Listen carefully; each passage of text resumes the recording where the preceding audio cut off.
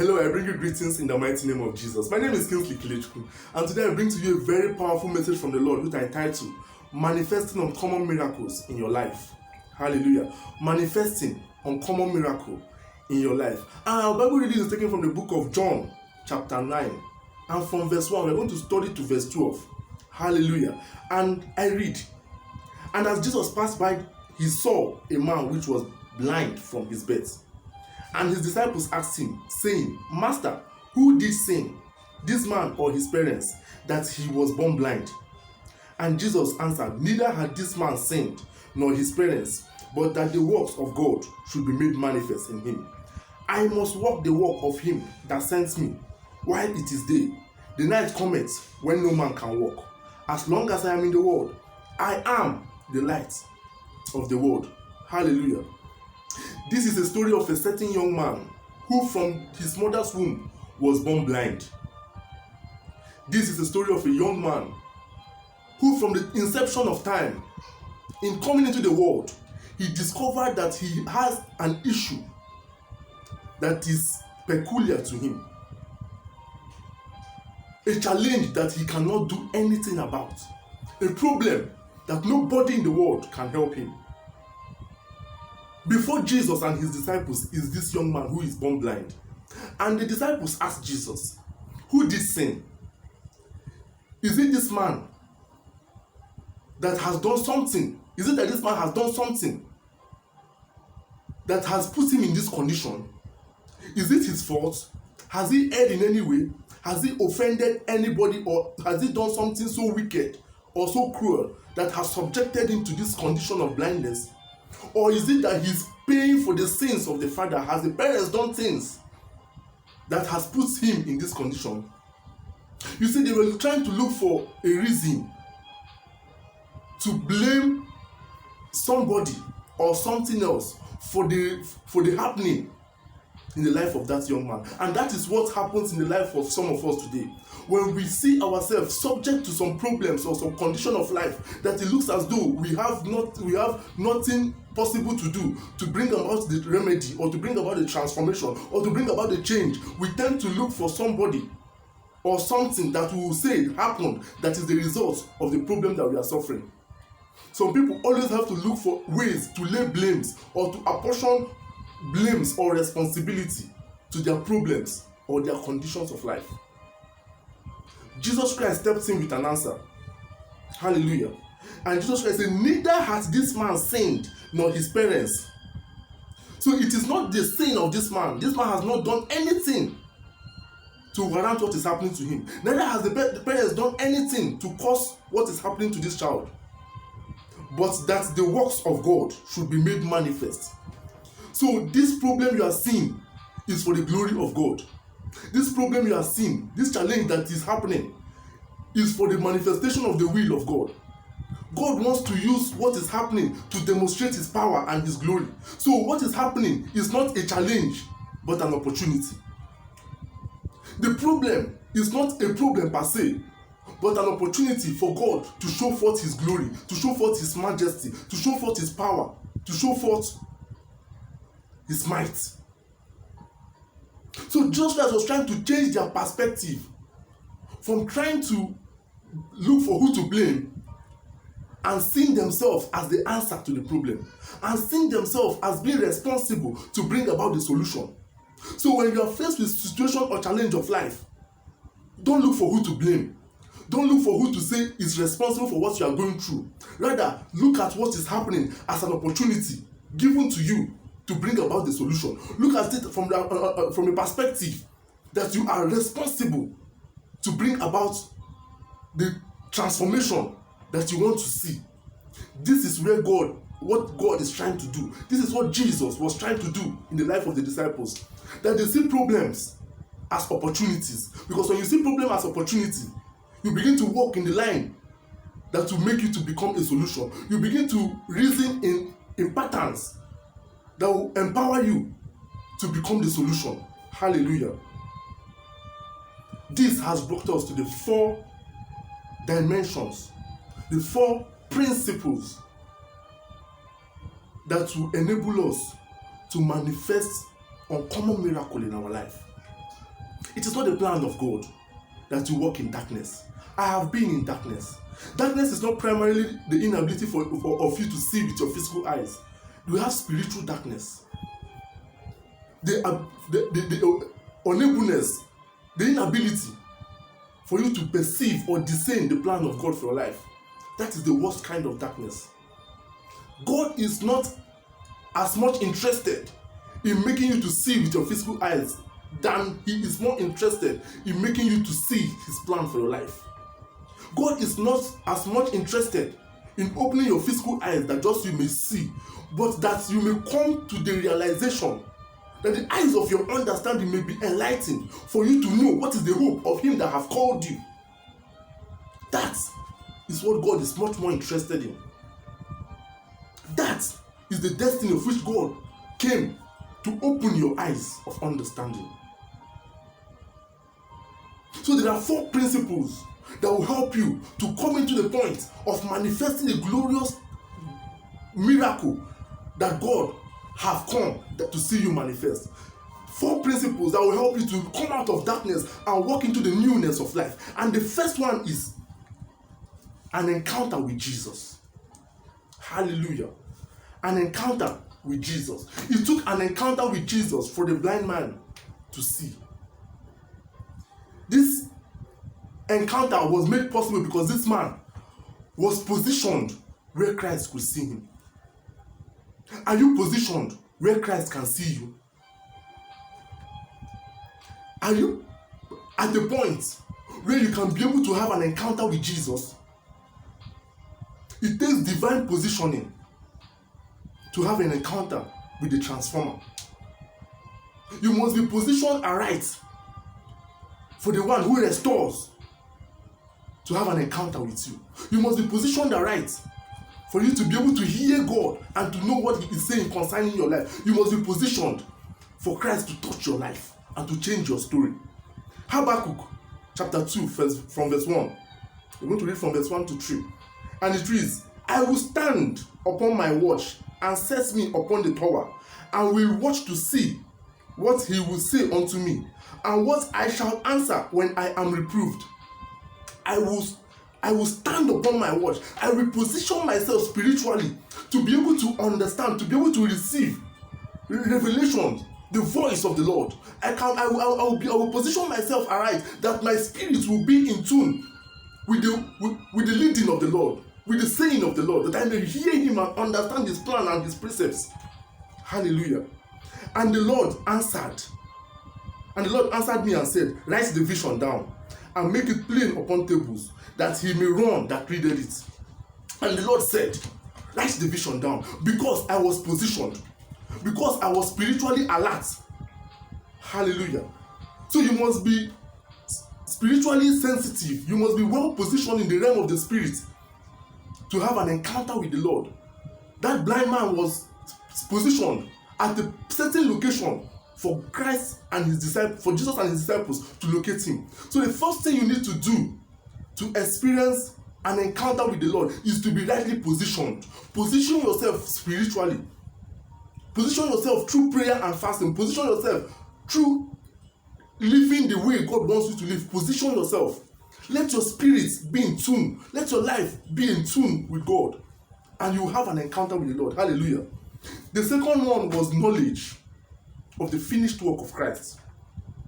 Hallelujah. Knowledge of the finished work of Christ. The Bible said in John chapter 9, from verse 5 down, it said, as long as I am in the world, I am the light of the world. When Jesus, when he had thus spoken, talking about Jesus, he spat on the ground and made clay of the spittle, and he anointed the eyes of the blind man with the clay. So Christ did something. There was something. Christ worked on this man. Christ worked on this blind man. So you must come to a point where you understand what Christ has done for you.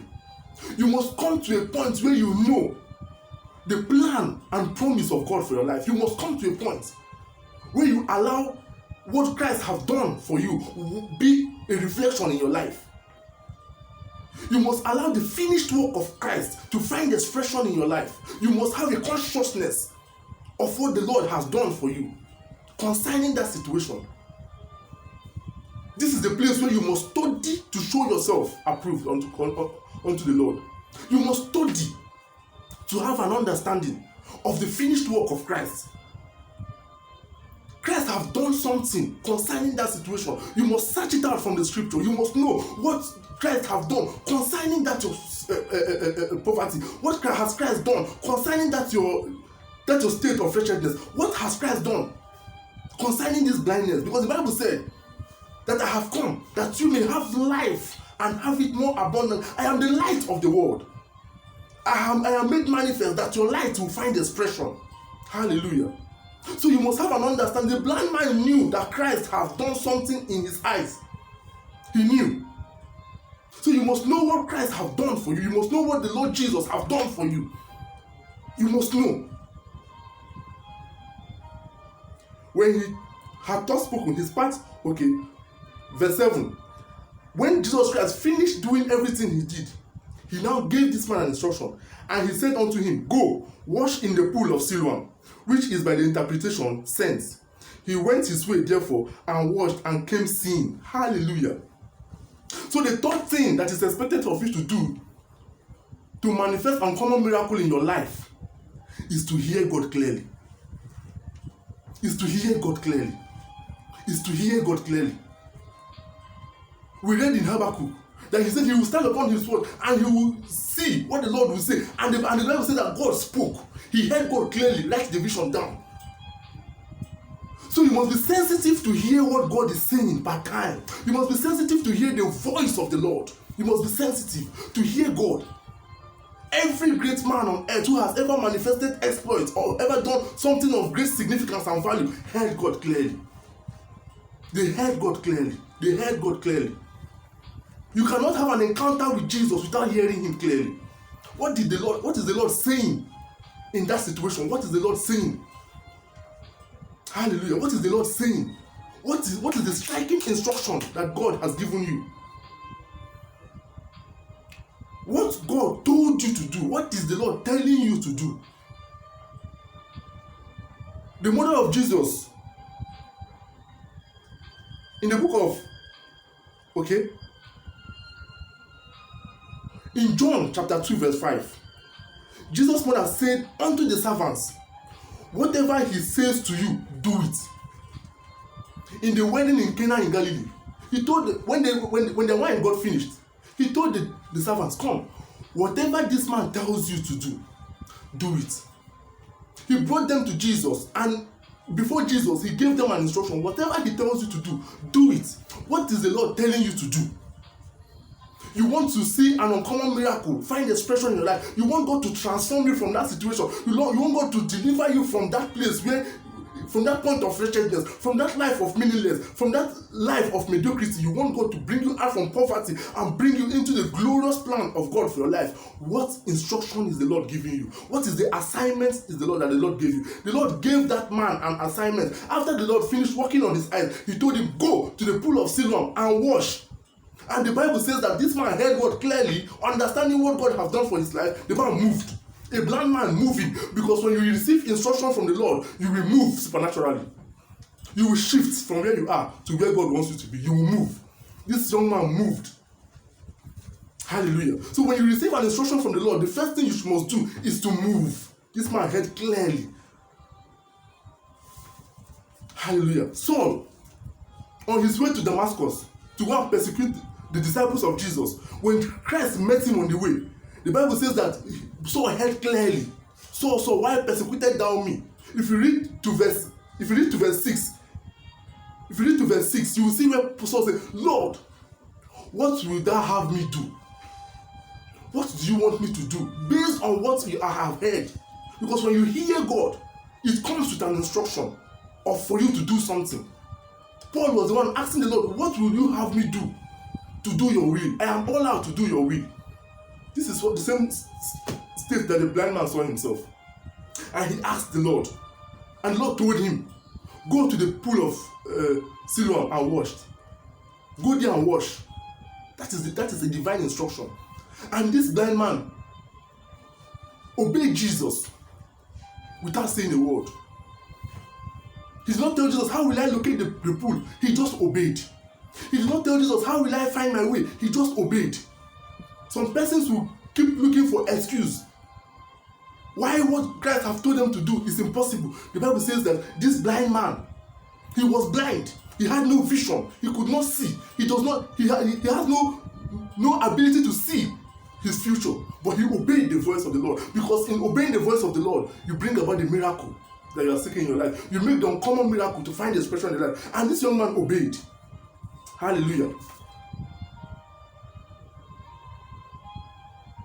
And said unto him, Go, wash in the pool of Siloam, which is by interpretation of sense. He went his way therefore and washed and came back seeing. The man went with the divine instruction and he did exactly what Christ told him to do, and he came back seeing. Because whenever you do the leading of the Lord, you will always come back transformed.